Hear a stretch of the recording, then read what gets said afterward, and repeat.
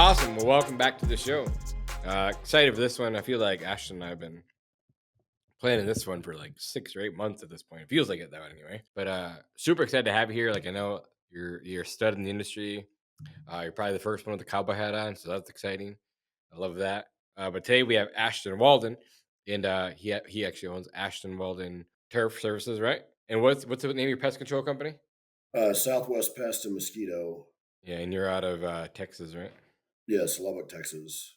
Hence the cowboy hat. Right. I love it. But yeah, again, we've been chatting for it's been a while now. Like, has it been a year, or has it not quite been a year? Probably pretty close. Yeah. Yeah. And how do we even connect? I don't remember. It's been that long. I don't remember either. I think I reached out about your marketing, maybe. Yeah, yeah, I think you did. And then we just got to chatting, and then you're going through some things, and we kind of just chatted back and forth about what I would do, what you would do, and yeah, yeah. Now I remember that. Yeah, that's exactly what happened. But yeah, been a fun journey to watch you go on. So, you know how this podcast operates because you listen to it. But I always ask this question because I love to see where people come from, like how their mind work, what makes them tick, what makes us a little bit different than the normal uh, people. But if you and I are the sophomore, junior in high school, Ashton, who are you? Who's Ashton in high school? So I knew you were going to ask me that. So I've been thinking about it for a few days, and I was like, "Oh my gosh, I can't believe who I was in high school." But to be honest with you, I wasn't a great kid. I mean, I didn't get in trouble in school or anything like that, but I was a little wild, and I think we all were. yeah, yeah. So um, Gosh, well, so my parents are divorced, and I was lucky to have two awesome dads that raised me. My stepdad, and then that who's passed, and my mother's passed, but my dad is still alive. So, but actually, halfway through my senior year, I got kicked out of my house. My mom and I was living with my mom and stepdad, and they're like, "You got to get out of here." I was just so defiant and. Uh, I mean, just wouldn't come home at night. I mean, just kind of did whatever I wanted. I've always been real headstrong and defiant. So the best thing for me was to go live with my dad, and I finished my senior year with my dad. So and so my dad's a cowboy. He still saddles a horse every day. Owns a feed yard. He's the hardest working man I've ever met in my life. He still works can outwork me, but so it was good for me, to go over there and get straightened up a little bit. But no, I was just uh, I was young when I was 17 when I graduated, so I was just immature. It took me a long time to grow up, really, to be honest with you. Yeah, I think us men just take a long time to grow up, like 30, 40 Yeah, years. yeah, it took me a while. Yeah, It does. yeah. I was a fun haver. I like to have fun. Me So too. You said your dad owned a feed yard or still does? yeah, he does. Yeah, I grew up ranching and horseback and dad at that time was a cowboy. I mean, he turned cattle out for other people and ran a feed yard for some people, and I naturally would go with him and work and but now he built his own feed yard. I've been in business. I think we'd have to talk about it, but I think I started my company before he did his own feed yard. So he started his own and started doing customer cattle and now he just does all of his own cattle. He's done really well with it. He's a hard worker. That's cool. So you grew up on a ranch. Was it like beef cattle? What kind of ranch was it? Yeah, really not a ranch. Dad, like I said, he was. Well, I grew up both. Like I lived with my mom and my stepdad and my dad. I kind of bounced back and forth between them. They just lived 45 minutes apart, so it wasn't like across the state or anything like that. But we did. It wasn't like what you would think about like a ranch. Like he leased wheat ground and he has land and he has some ranches leased, but he mainly was just right there. Whenever I was a kid, it was working for other cattle owners. Yeah, that was gonna be my next question. Like, what were summers like, or what were like mornings like when you're growing up? Think about that with my kids. So, we go in there and just wake them up, love on them. And my dad would turn on the light and say, "Get up." And then the next thing was a cold glass of water. Sounds So about right. you learn to get up. So I look back, I think about this a lot, and my parents loved me, no doubt, and they were awesome parents. And I was tough love. I was like, God, but I'm so glad they did it. It made me who I am, especially now that I work some of these kids that grow up in town and they don't know what a grease gun is, I mean, they just don't know anything. So I've kind of tried to take it on myself to teach my employees that type of thing and the work ethic and just how to weld and different stuff that I was lucky enough to learn from my dads. Yeah, that's really cool. So after high school, walk us through that journey. All right, so I graduated high school. I enrolled in college at West Texas A&M, which is just up the road by Amarillo. So went there a semester. That didn't. I'm just not a good student. That's not who I am. It took me a while to figure that out. Uh, so I moved back home, or not home, but I moved back to the area, and I went to a community college for a semester and worked in some feed yards. Because I mean, it was me. I had to make a living, so I did that for a while or for a semester, and then I decided to move back to Lubbock, which is I'm not moving far. It's all in the same vicinity, but Lubbock's like a hub city. Like it's a I don't know. We have 300,000 people when there's all these farming communities around. So I moved back to Lubbock. I went to Tech, Texas Tech for a semester. Didn't even finish it. Left, threw my books in the trash.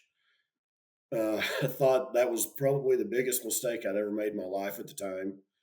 But it just wasn't me. It took me a long time to figure that out. And I was working for a sunflower seed plant in town, and I was living with a couple of my friends. And one of my buddies was working for a lawn company, and he would come home all the time and complain. They trimmed trees and mowed and stuff like that, and he would just complain about what they paid him and the work. And I'm like, man, it's mowing grass. Why don't you just do it yourself? I just it didn't make sense to me why you would do that for someone else. So me and him, we were best friends always growing up. We went to his mom's office and printed off some flyers and hung them around our neighborhood and started mowing. Well, I still had the job with the sunflower seed plant, and at that job, I would read the paper a lot. And I was reading the paper one day, and there was a mowing route for sale, and I thought, huh, that's interesting. And I mean, keep in mind, I'm like 18 years old and broke. And I mean, just, I cared nothing about anything besides roping and chasing girls and having fun. But anyways, I saw that and I told my buddy Cole, I was like, hey, we ought to buy that. And he's like, yeah, we ought to. So we go talk to him. Just thinking back, I bet they were like, "Oh, look at these kids." But we they wanted $16,000 for it, and it was a mow. It was a bigger company in town, and they were splitting off all their mowing routes. And we bought a geographic. Well, first they wanted 16 grand, so we go and I go to every bank in town, and they just laugh at me. And my my dad is like, "Hey, you ought to go talk to Richard Howard, who's a cattleman that owned a bank in Anton, which is a town close to Lubbock." So I go over there, and I'm pretty sure he probably loaned me the money out of his pocket. Took a bet on me, and we bought it and started mowing grass.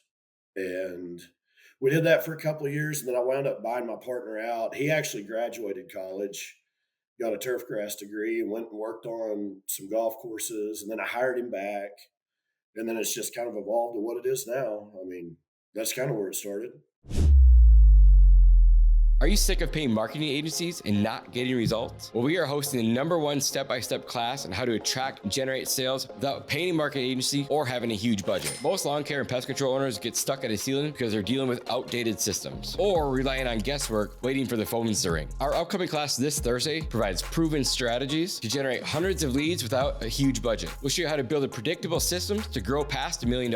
We show you how to automate your marketing. We'll also teach you how to delegate and build your team so you have more time. So click the link in the description below. Trust me, you're not going to want to miss this. This is the one thing that I wish I had learned a lot sooner. Now, let's get back to the show. What are the services that you guys make on your company now?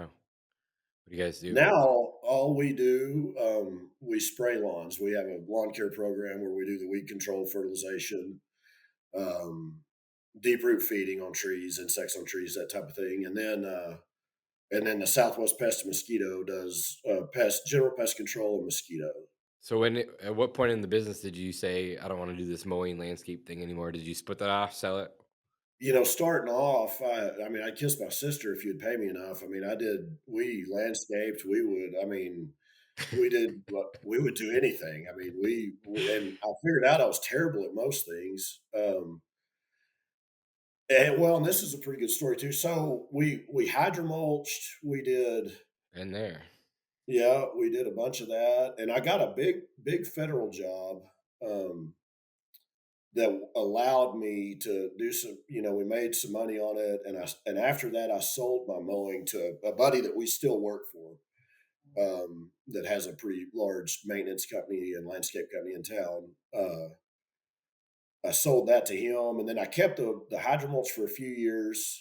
Well, but to back up, I started spraying just to service the mowing accounts, and I couldn't even afford a spray rig. And this is another kind of funny story. Whenever I've been thinking about all this stuff when you asked me to do the podcast, but my father-in-law, I wasn't married at the time, but I was dating my wife at the time, and he had a Ford Aero van, and he gave it to me. And I was like, I don't know what I'm going to do with this thing. And I tried to give it away in poker games. I tried to sell it. I tried to give it to an employee. No one would take it.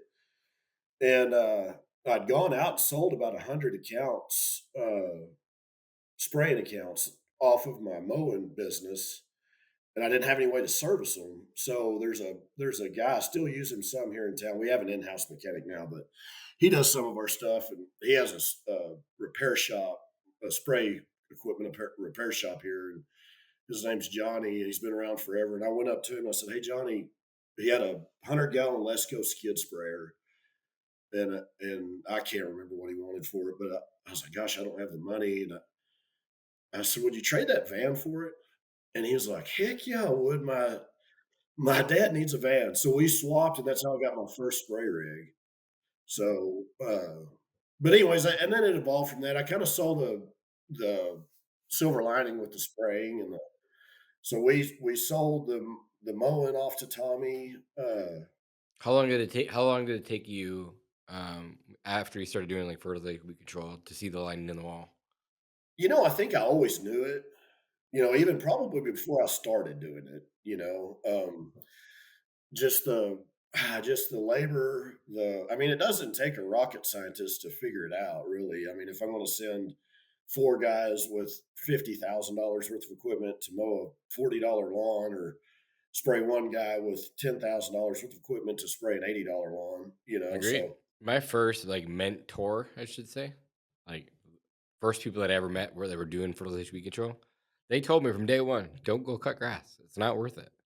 Like just do this. And I was like, oh, too stubborn. I had to learn my own way. yeah. Should have listened to them sooner. Well, looking back, I think if I'd have gone out and sprayed lawns, but I'd never even mowed a lawn when I started mowing lawns. I mean, I knew nothing about it. I'd never, my stepdad was too particular to let me do it, and my dad would have cowboys come shred the lawn. I mean, it's not like I just never did it. I didn't even know that was I stumbled into it, honestly. And so for me, it was a good direction. I think I would have been disaster if I'd have started spraying lawns to begin with. But Yeah, I think so. Like even like I just think back like as we're talking through this, like even like mowing lines through the lawn, right? actually trained me how to spray lawns kind of at the same time, like overlapping and just like back and forth, keeping straight lines. Like I really think that it did. And it was the first good business to learn on, you know? Sure. Yeah. And I was young. I mean, I started this when I was 18. Yeah, that's incredible. I didn't, I mean, it was, but I mean, it's evolved. It was, at that time, it was entry fee money. It wasn't, it, I'm surprised I kept it afloat, whenever I was so young. Yeah, it just you've been in the game for a long time. So then you sell off the maintenance side of it, and then you go all in on turf, fertilization control.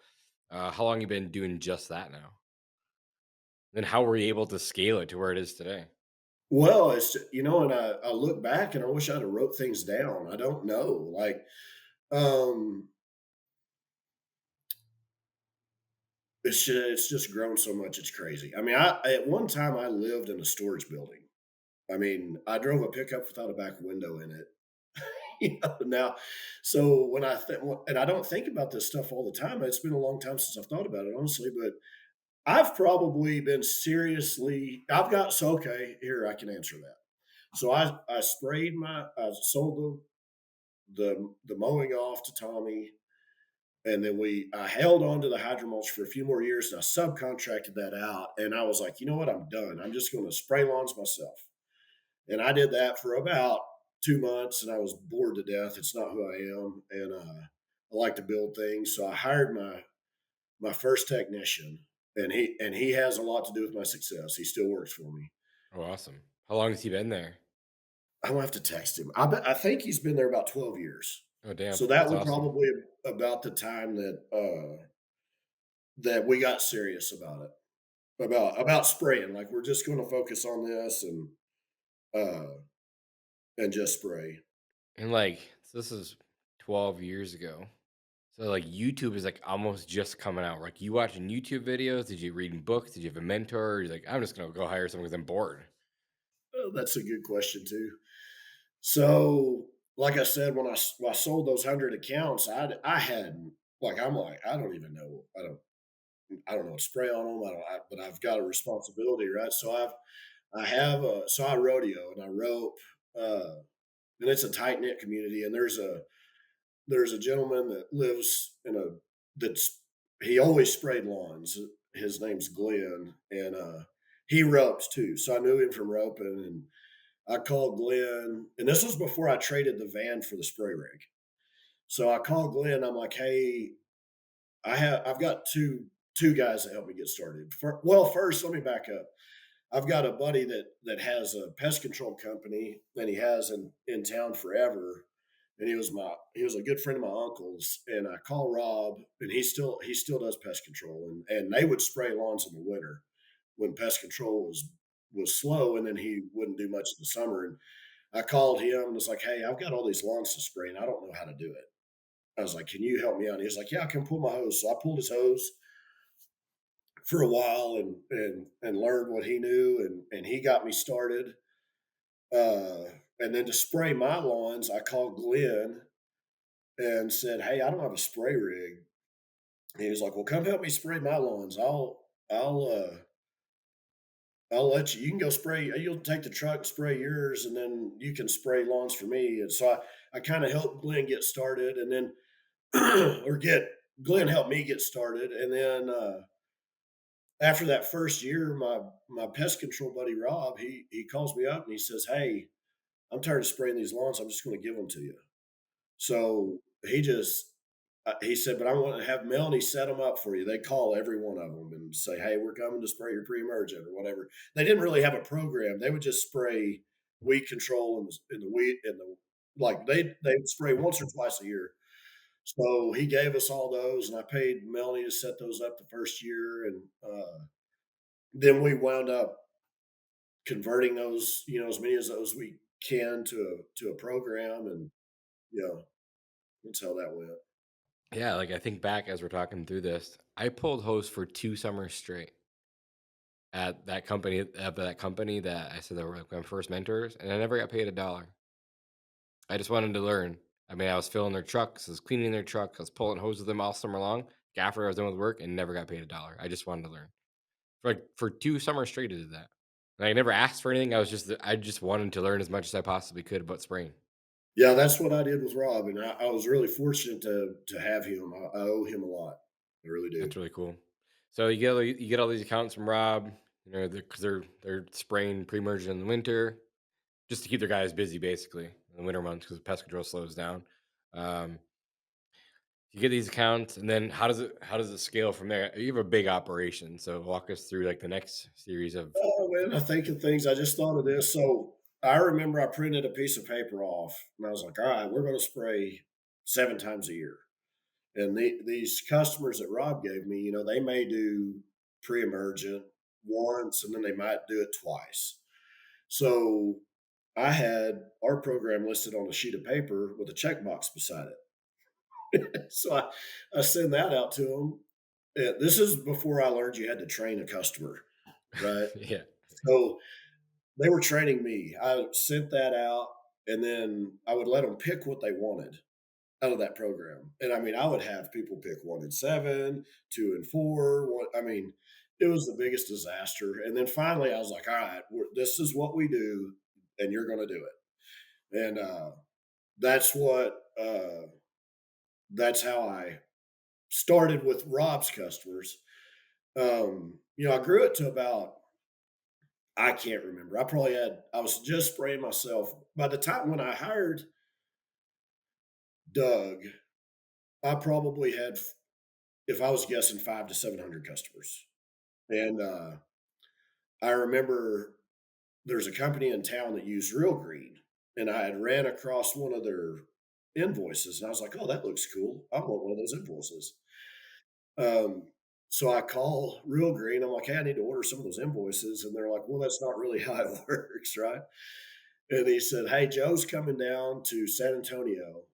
Uh, why don't you come down to?" They were putting on a little seminar. So I was like, all right, we can do that. So, and still, I'm thinking I'm just going to buy the invoices. I was using Clip at the time, I think. So my wife and I go down there, and we listen. And it was Joe was doing the talk, and I'll never forget. I actually reminded him of this a year or two ago at the conference. It was $10,000 to buy the software. I'm like, oh my gosh, that's insane. I mean, I didn't pay that for my pickup, so I remember it like it was yesterday. He said, "Ashton, I promise you, I'll make you that back the first year."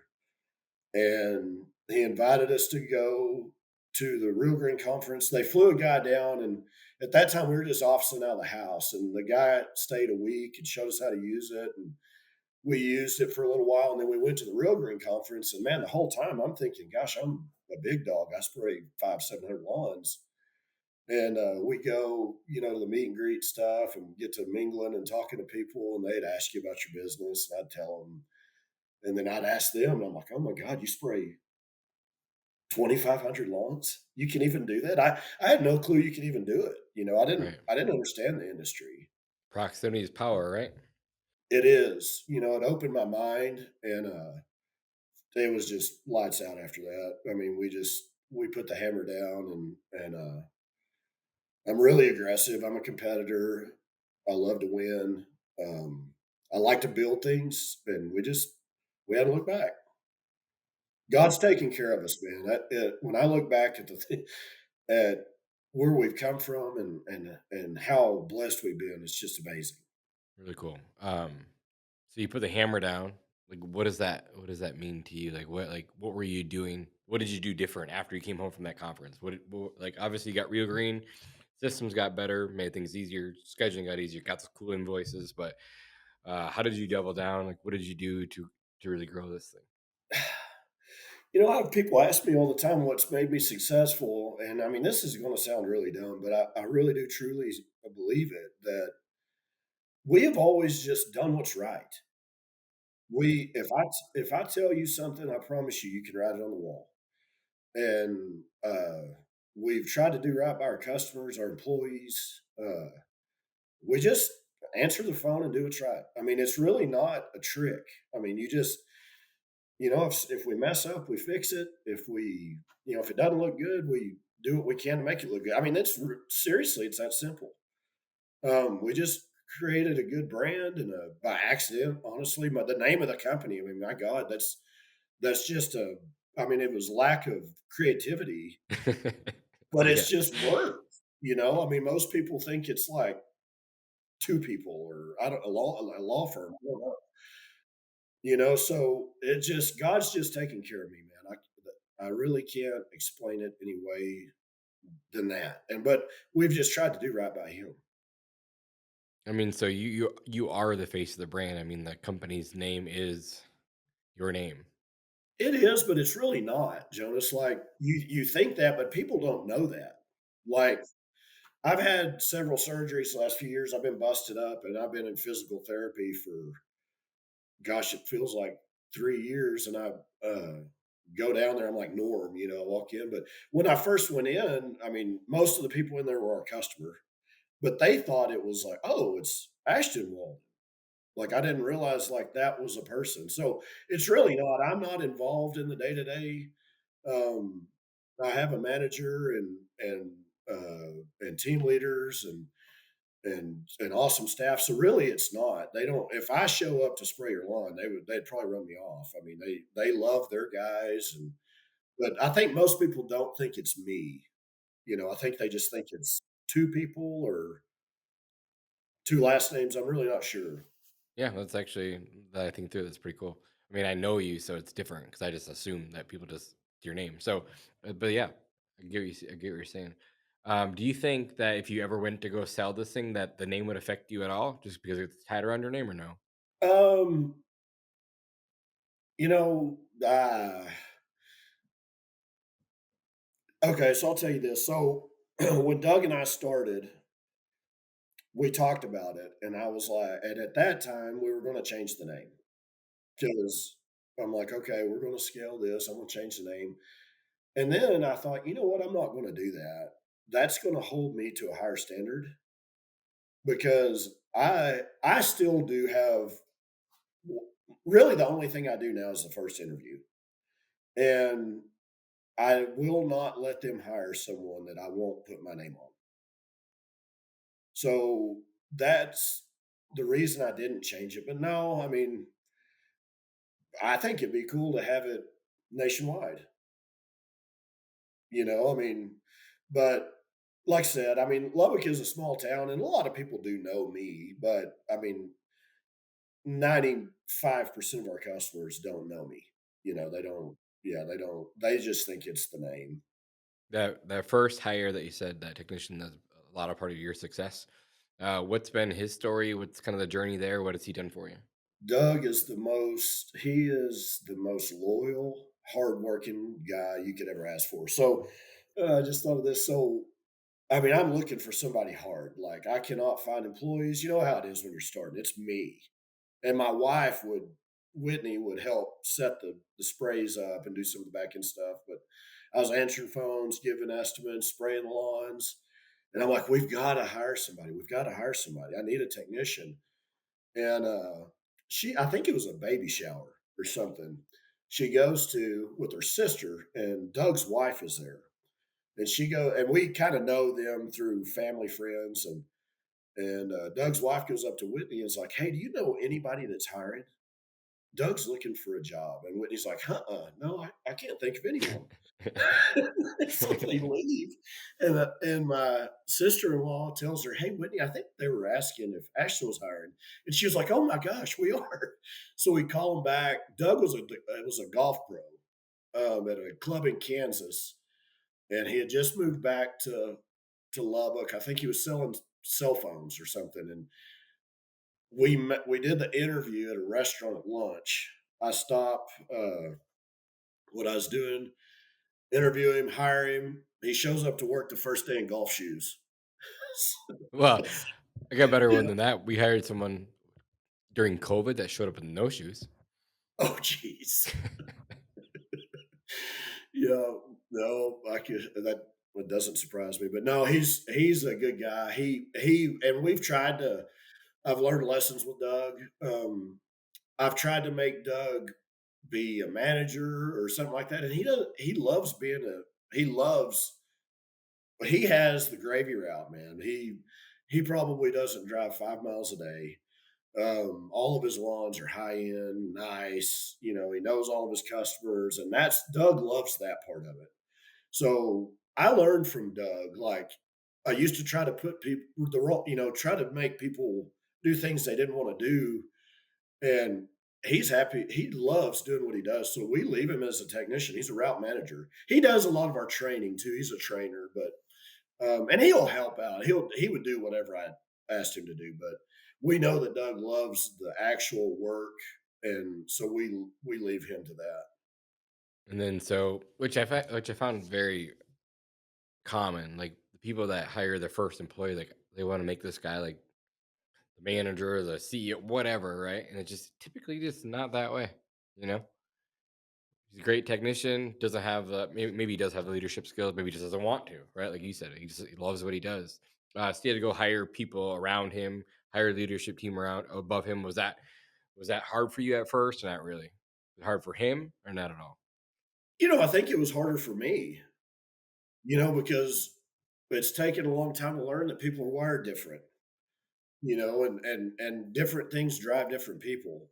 And to be honest, I'm not a good manager. Like I like I'm an entrepreneur. That's what I like. I build things. I don't like running them. Even like right now, my wife and I and a group of people here we live in a little suburb of Lubbock, and we started the education foundation for the school. And I think I'm good at helping getting it going, but now I'm in the president role, and I'm not. Like there's other people that would be a lot better manager of that than I am. So, and I'm glad to do it, but I've just so that has been a focus with me. I actually just lost a really good manager. He had to move. He had a daughter that has special needs, and they had to move to Cincinnati for her care. And when we knew this a long time in advance, so we've been training the new manager, who what did start out as a technician, but we went through every single person in our organization and tried to figure out who we thought would be the best fit for that, not from tenure, but from personality. And I think that's what we try to do now, even at the team leader level and the sales. I mean, I've tried to put people in sales that aren't salespeople. So we do try to make the right fit there. But yes, with Doug, it was probably harder on me than it was him.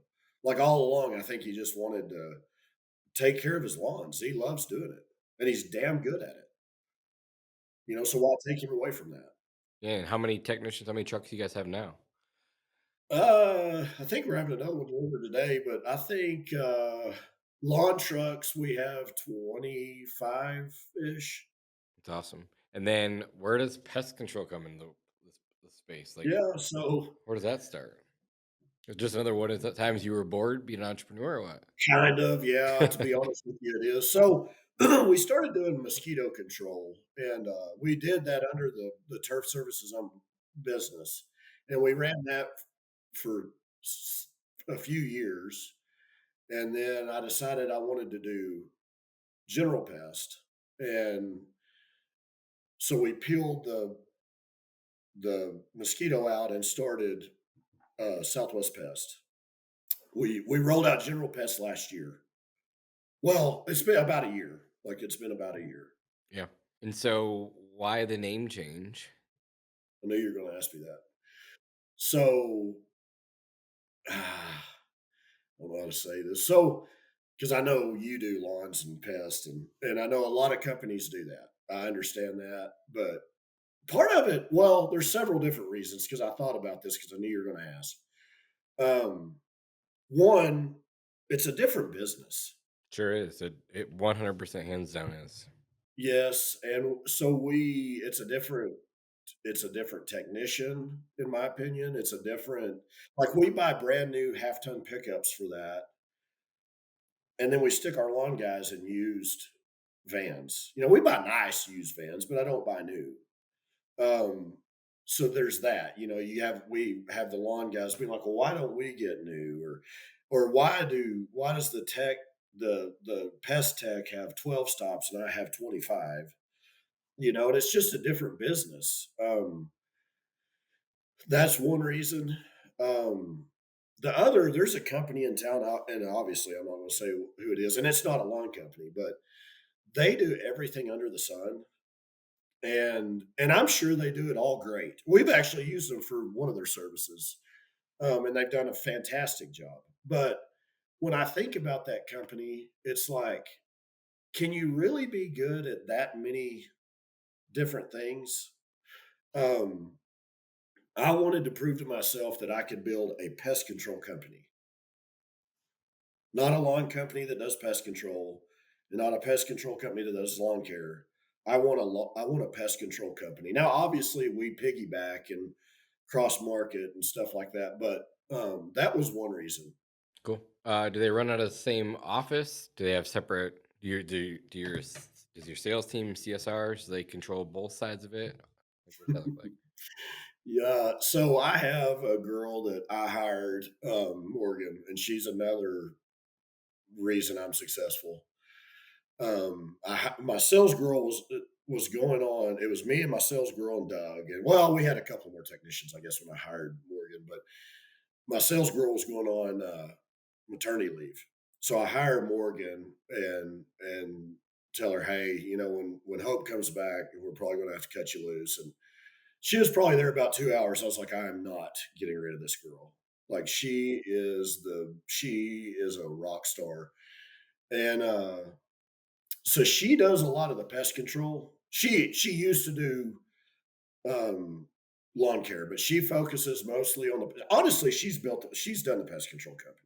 Is it same software too? Are you using Real Green for that, or No, you we just started off with Real Green, and then realize that that wasn't quite going to work? yeah, well, I don't.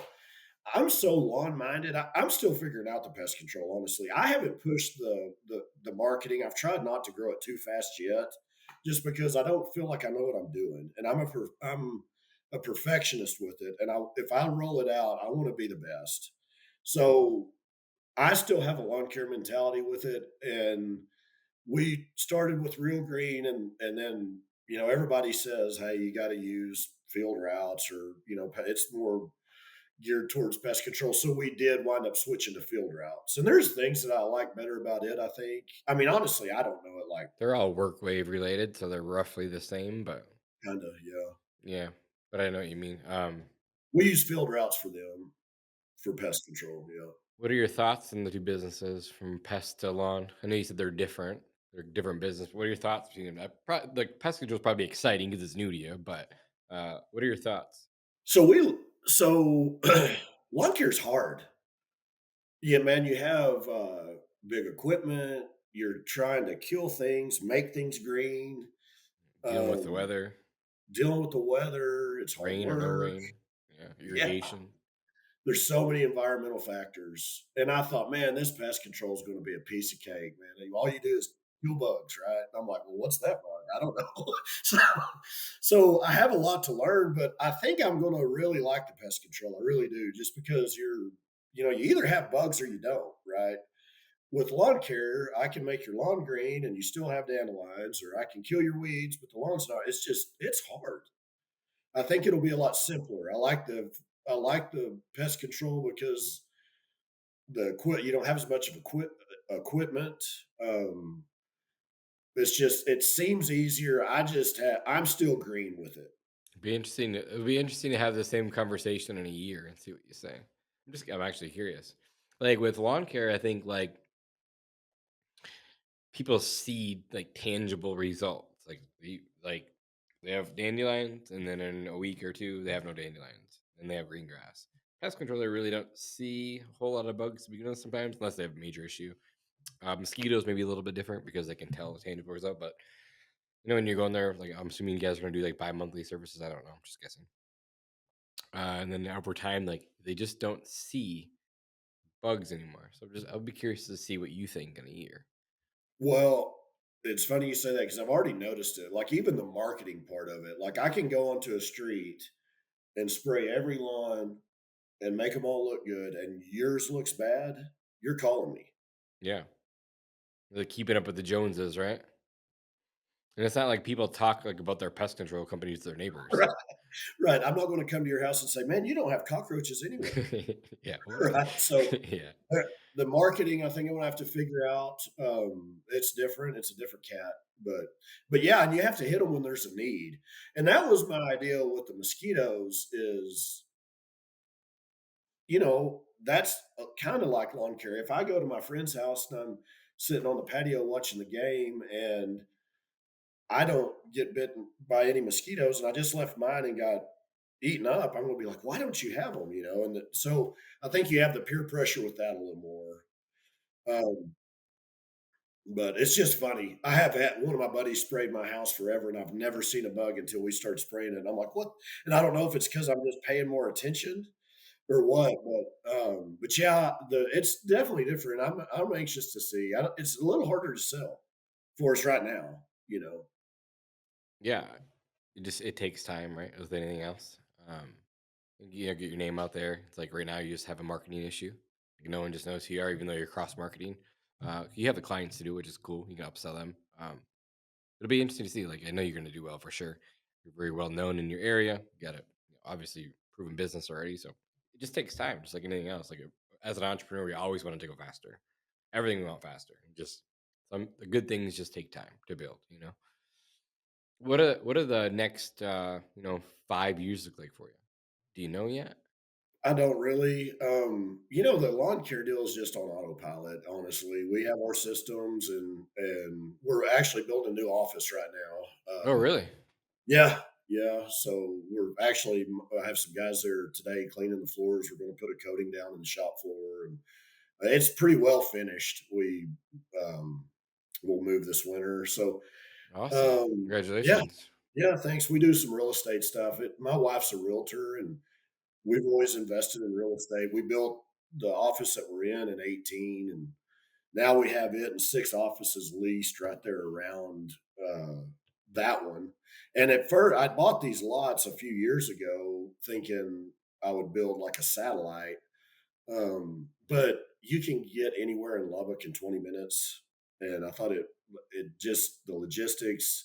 So we're just building a really big one there and I'll lease out the one that we're in right now. Oh, really? So you're And not I gonna might, what and probably the goal would be to put pest control there I was just eventually. gonna ask. Yeah. Yeah, yeah. And I actually just bought the one next to it, and that was my plan with it.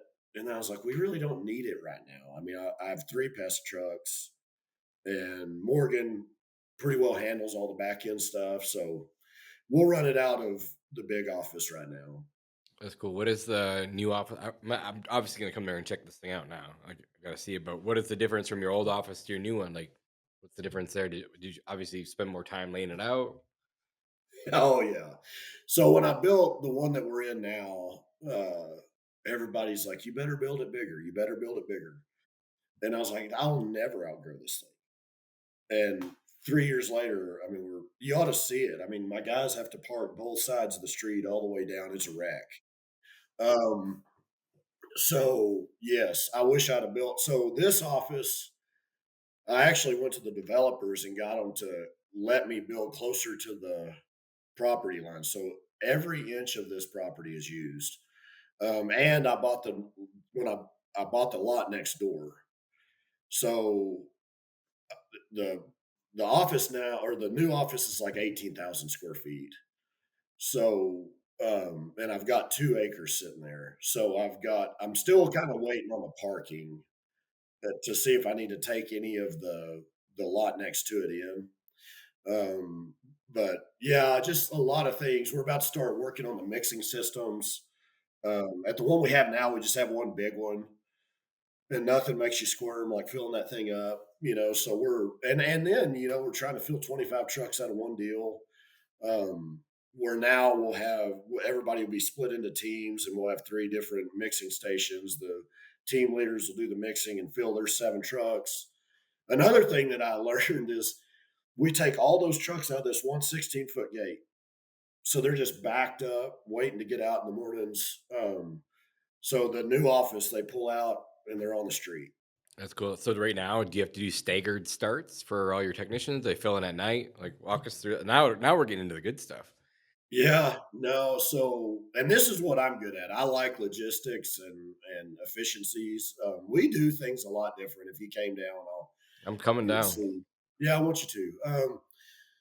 So no, now that we have the different shops, we actually have like this winter. We don't do all liquid. We have a couple rounds that we do liquid, and then we do a lot of granular. In the summertime, we use a lot of granular, and they'll fill their herbicide at night. But when we're spraying lawns with Like liquid, pre-emergent.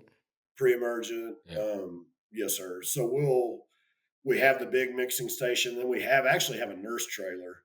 So we'll mix that big station, and someone will start filling all those trucks. They get there early, and then the other guy hooks onto the trailer and pulls it around to the other shops and fills the other trucks. So we still get everybody out of there by 8, but it's a circus. So this new will be nice, yeah. Because how many gallons are your trucks when you're doing pre-emergent? Um, so when we're running pre-emergent, we're usually calibrated a gallon per thousand. So our steel green routes will run 300 gallon, and our usually our walking routes we try to stay around 100,000, so 100 gallons. Gotcha. So I was just gonna ask you how many square feet your technicians do a day, but you just answered it. What's the average square foot of your yards down there? Are they bigger, smaller? You know what? We looked at that a while back, and I can't remember. We have both. I mean, in town, I would say the average square foot's 4. Oh wow, yeah, they're small. Yeah, they're small, but then and everything that's big we use the Z spray or the steel greens on. So, Yeah, when you we have say big, would you properties. say like 12,000 plus? You start using steel greens, or smaller than that, bigger than that? I think our rule is 10,000 and up. Okay, Yeah, 10,000 and up. And then sometimes we leave that to the technician, like if it's a 6,000 square foot big square front lawn, that's in a neighborhood so we'll let them use it on that stuff, but usually about 10,000 feet. cool. And then your new mixing station, you said you're gonna have three of them, so like basically three or seven trucks at a time can fill in the morning. Is that what you're saying? Yes, sir. Yeah. We have 3 teams and 3 team leaders, so they'll all be split up, and that way you don't just have. I'll have a big water tank. I've got a big water tank that'll be outside that we pull off of, and then all the different mixing stations. That's what we're actually when we get the floor sealed, we're going to start working on the mixing system. That's cool. I'm excited to see that. That'll be fun. I know you texted me that was the last week you started working on that, or was it last week or 2 weeks ago? You were working on that Yeah, they project. were delivering it. Yeah, they brought all the tanks out, and we had to go unload it, but How was we haven't that? still put it together yet. Good. Yeah, I like that stuff. Like I said, we have a mechanic, and like I said, from growing up with my dad's, like I was real fortunate. Like my stepdad was really good at plumbing or welding or that type of stuff, and my dad's a cowboy, and just has insane work ethic. So I got to learn everything. So we looked at buying some stuff, and I'm like, man, I can do that. We can build this, and I'll enjoy doing it. It'll give me something to do. So now it's funny. I go down there and they're like, "Get out of here! You're in the way." I just it's crazy. You look up and you're like, "Gosh, I've kind of hired myself out of a job. I don't have anything to do." That's when you know you've done it right. That's why you go start a pest control company. That's what we did. Yeah, I'm ready to get to pest control so I can figure out what I'm doing. You're gonna go to Pest Yeah, World? I think so. Yeah, we're going to try to go and try to learn as much as we can. And I need to go pull someone's hose. Actually, Rob, my buddy, that's probably what kept me from starting a pest control company forever was Rob. He's the guy that gave me the lawns, and I just didn't want to step on his toes. And then finally figured out that it didn't. I wouldn't. We won't. His customers are. He's kind of a owner operator, and I've talked to him a lot and asked him questions on how to do things, and he wants me to come pull his hose again. So I'll probably go do that. That's cool. Never thought about offering to buy them out? He's offered to sell to me a lot. Yeah. He's like, "I wanna" well, it's funny, he's like, "I got 3 more years in me," and it's like every 3 years, he has 3 more years in him. Yeah. It's funny, and I told him, I said, "Well, you know what the average age of a male is 7 years after retirement, so you better watch out." But, yeah, he's talked about it a lot. I don't know if he's serious or not, and, I mean, he'd be a wealth of knowledge. That's all he's ever done. I mean, he is a bug guy, man. He knows how to do it. So I would be willing to. He has a son that helps him, and I would assume that that's probably the natural progression for his business. And I'm hoping that one of these days I can return the favor to Colton like Rob did me. Yeah, that's super awesome. I know I asked the question and kind of get steered away from it, but what do the next few years look like for you, for the company, for yourself? I've got two small kids. My son's 12, 13, and my daughter just turned 10. Man, we're chasing them around. I don't know. I mean, I want to grow the pest control and continue to grow the lawn care and just get better and find better ways to do things. We've toyed along with the idea of maybe opening a branch like in Amarillo or somewhere like that. But I'm a man, I have to, it took me forever to just start pest control just because I'm such an analytical person. I have to figure out the logistics first. And I don't want to be bad at something. If I roll it out, I want to be good and provide a good service and so I don't know. We've thought about that. Right now, it's just been getting this office finished and moved and everybody in one spot. It's crazy. I mean, I think the last 3 years we've averaged our growth is 17%. So I mean, just keeping up with that is a lot. Just trying to keep the structure there and the quality up. It's really cool. I mean, you said there's 300,000 people there, roughly, in your town. Yeah, I'm not sure on what the exact population of Lubbock is. Like I said, it's a hub city, so we service Lubbock, Plainview, Levelland, Shallow Water, like all these. They're little towns just right around. Like Plainview. Plainview's the furthest we go. It's like 45 minutes, but there's 30,000 there. I think is what it is. Maybe 15. I'm not really sure to be honest with you. But yeah, around 30. I would say Lubbock is about 300 pushing it. Gotcha. Gotcha. So do you think that your market, do you feel like your market gets getting tapped? Because I mean, you said you're going to grow another branch, and then I'm like, well, there's 300,000 people here, but you're growing at 17%. So how many years can you grow at 17%? Like that's what I'm thinking through. No, I know. I've thought the same thing. I'll never forget when when it was Doug and I. He's like, "Hey, can we have a keg party when we hit 1,000 customers?" And we still hadn't had one, but and I remember him asking me, "He's like, how big do you think we can get?" And I was like, "I bet about 4,000 customers." And shoot, I don't. I mean, that's what's kept me from moving or starting another branch is because our growth is still there. I don't know. I mean, we're saturated. We're very efficient. That's part of the reason we're profitable. We're like we get a guy on the street, he sprays all day. So as long as we can grow here, that's what's kept me from opening another branch. Is we continue to grow. Yeah, that market saturation. But how have you done it? Is it literally just because I know it's like, is it literally just been word of mouth? Like you just been in the game for that long? All of our trucks are wrapped. Um, Lawn signs. Just yeah. I mean, doing a good Just job. traditional guerrilla marketing, hey? Same old, same old. I mean, do what you say you're going to do. Yeah. Answer the phones. Well, yeah, I mean, it's just and it is. I mean, our best customers come from referrals. We pay for them. We actually just signed up for Clicky, and we're going to start doing that. I'm excited about that. Yeah, we just got it set up. Actually, got it set up for pest control. We haven't set it up for lawn care yet, but so yeah, just like you did. I mean, well, I guess you do door to door. We don't do any door to door. Well, I say that when we went to Plainview, no training, no anything. We had snow on the ground, and I have all these guys standing around needing hours. So I was like, "Hey, y'all go to Plainview and go knock on doors." I mean, that was literally our training, How'd that go? and not great. It's hard to sell lawn care with snow on the ground. But I mean, we got a few and got started up there. Now we've got a few days worth up there, we'll send a truck up there. But I did it up there because I didn't want to get the reputation of it in Lubbock, you know. Yeah, just to get how it's done, right? If it's done right, you'll get your reputation won't get your brand won't get hurt. But then if it's done wrong, you get that wrong person in there, or it says the wrong things or does the wrong things. Like, yeah, it could definitely hurt your reputation for sure. But it's all about, like you said, do what you say you're gonna do. Be honest.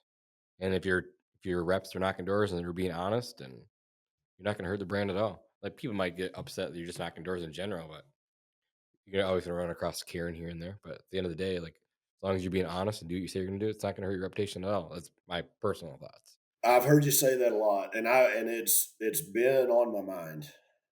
I'm not saying that it's an end all be all, and it's like I don't think it's a saving grace by any means. I think what you're doing is awesome. It does work too, obviously.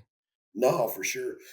I think too with me, it would be good at the beginning with the pest control. Like I said, I haven't. We do about 700,000 in revenue with our pest control right now on our first year. So I didn't want to just blow that thing up. I really didn't. I didn't want to. I wanted to make sure that we had the right technicians, the right. I want to do it right. I've got a good name in the lawn care industry, and I want to keep that in the pest control industry. So I wasn't. I'm not super, or to this point, I haven't been just completely focused on growing that quickly. Once we figure out what we're doing, then it'll be a different story. I think if you ask most people, from 0 to 700,000 in a year, it's pretty quick. Well, But you had some mosquito accounts that you pulled over too, right? Yeah. yes, yeah, that's inflated. Yeah, it wasn't that great, but it wasn't bad. I mean, I'm pleased with where we're at. Yeah. So it's been fun, exciting to grow the pest control company. Are you gonna go outside of Lubbock or are you gonna keep the same territory for the pest control company? We'll probably do the same. I would think that pest control would be easier to scale in different locations. So if we ever did go to Amarillo or Midland, Odessa, or somewhere like that, From the sounds of it, it seems like it's a pretty big if. what I do you feel like mean? you've thought about this. Oh no, man, I'm an entrepreneur. I think about everything. I mean, I've thought about picking up dog poop. I mean, I'm game as long as it's reoccurring revenue. So yeah, no, we've thought about it. I think about it a lot. Yeah, but I mean, I've got so much to grow here. I mean, I would rather focus, and keep our. I mean, we have a lot to grow here in pest Yeah, control. really cool. Did you have any mentors coming up? I know you talked about the guy who owned Real Green. Was he one of your big mentors? I owe a lot to Joe just because he talked me into buying it. I mean, it was a big step for me at that time. And as far as mentors go, um, man, I would say my dad, my stepdad, and my mother. My mother was a perfectionist. She's where I got the doing it right part. I do it to a fault almost. Like at my house, I can't stand my gravel to be out of place.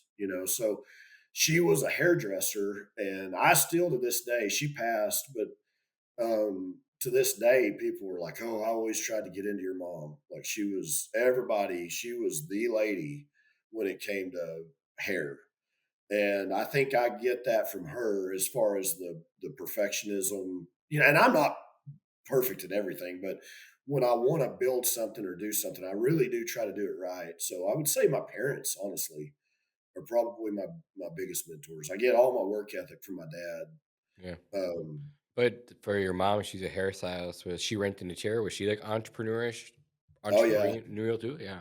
So your mom and your dad both ended up being entrepreneurs. I probably get that from my dad. My mom, she's like the entrepreneur that can't let go, right? Like she, when we had a house cleaner, she'd like plant stuff to see if she got it. Like she wanted Yeah. things done right, and no Yeah. one could do it as good as her, and they couldn't. And I've learned that no one's going to do it the way that I do it. But when you empower people and you trust them and you hire the right ones, sometimes you figure out that they do it better than you do. Absolutely. Like my manager right now, Jay, like my old manager was kind of like me. We were both cut from the same leather. and I'm just no bull crap. I don't put up with it. My philosophy is my business is a round hole, and if you're a square peg, it'll never work. So we have that culture. But uh, Jay, that runs it now, has a lot more grace than I have, and I've learned a lot from him already.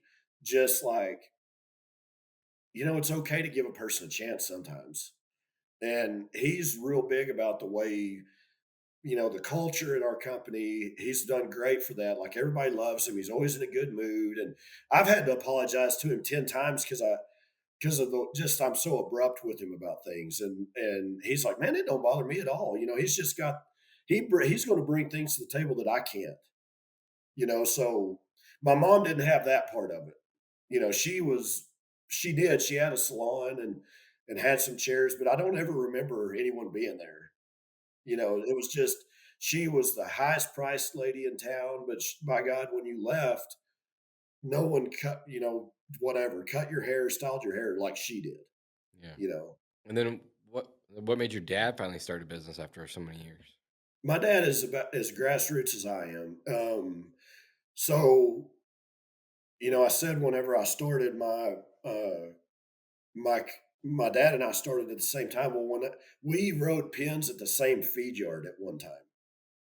So I'm 18. He's 21 years older than me, I believe. So and we've got the same job. And he just so he was running a yard, or he was working at a yard, and then he had one lease, and he would after work go over there and tend to that feed yard, and just I mean off his back built. I mean he's got a big deal now, and it's been fun to watch him. I mean he's done it a lot faster than I did, but he's the entrepreneur. He's really really smart. He knows the business. He'll take risk. Um, and he's just it's been fun to watch him grow too. But he started by leasing a feed yard, and he got a customer and straightened up cattle for them, and would go lease wheat and turn cattle out and get paid, to take care of them. And then he bought a load of cattle, and then he made money and he reinvested. I mean, it's the same as you and I have with our lawn and pest companies. He's just in cattle. It's really cool. Do you guys talk about business a lot or not really? Yeah, we do. Yeah, we do. All that's above my head. I've tried to buy cattle, and he's like, "You don't need to. Like, unless you buy and sell every day, stay out of it." And especially right now, man, the markets are crazy, and it's kind of scary, really. I mean, just with I mean, if I put up 100 grand, like I want to make some money, right? Like like cattle guys will put up 100 grand to make three. you know? And if I spend 100,000 marketing, I better get a bigger return than 3 grand. And it's just a different ball game. So, he's sheltered me from that a lot, just, because I mean, I've wanted to kind of invest in that. And he's like, you can't unless you do it daily. They buy and sell cattle every day.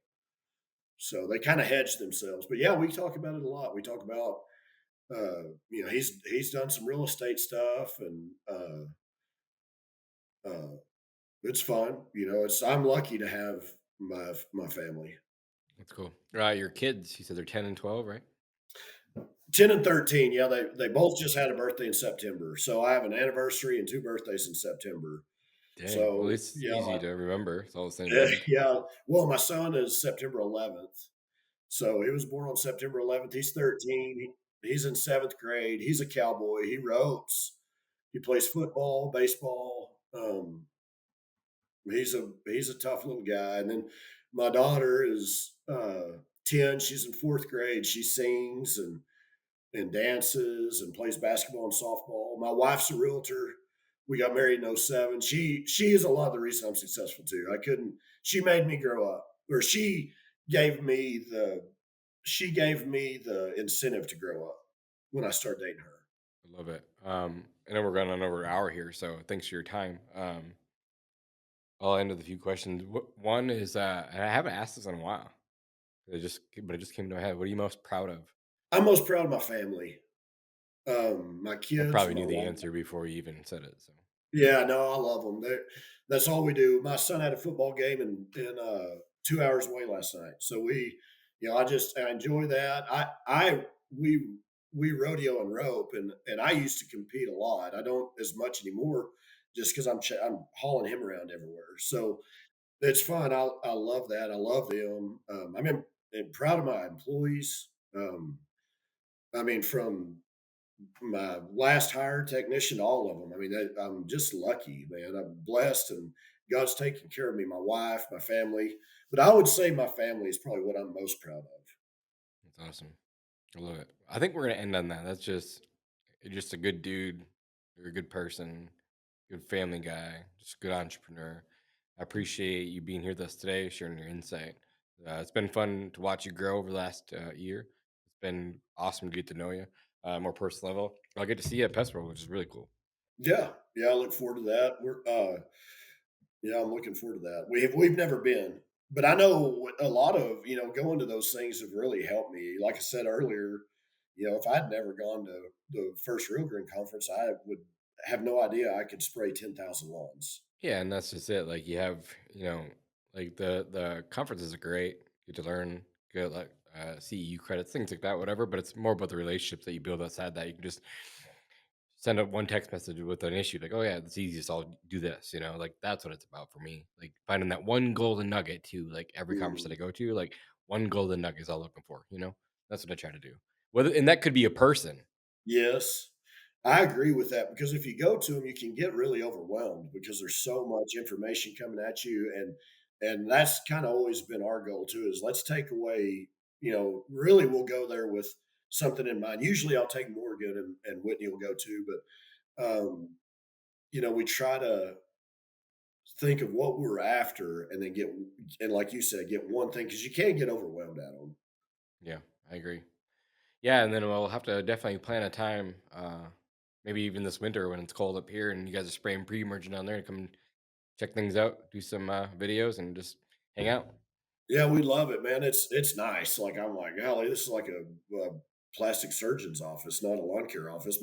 My wife has very good taste, so it's really nice. We're excited about it. I'm excited for the girls. I know they're excited. They have to be in there all day, and it's just going to make us more efficient. But yeah, we'd love to have you down. We'll be. I mean, January too, man. We're hitting the road. Like we don't ever shut down, really. It's awesome. Awesome, Ashton. Well, thanks for taking the last hour and a half with us. Appreciate you. Yeah, you bet. Thank you. Talk to you soon. See you. Bye. Hey guys, thanks for listening to another episode of Pest Control Millionaire. We don't charge any money for the show, but the podcast isn't free. Please like and subscribe and give us a 5-star review in your favorite podcast app. This makes a huge difference for us. If you have any specific questions about your business or your personal life that you'd like answered by me or any of my podcast guests, please send an email to info@pestcontrolmillionaire.com. And if you want to get in touch with me about our marketing class, we do a live version every Thursday night. Check out our website at pestcontrolmillionaires.com. Thank you guys for listening. I'll see you guys in the next one.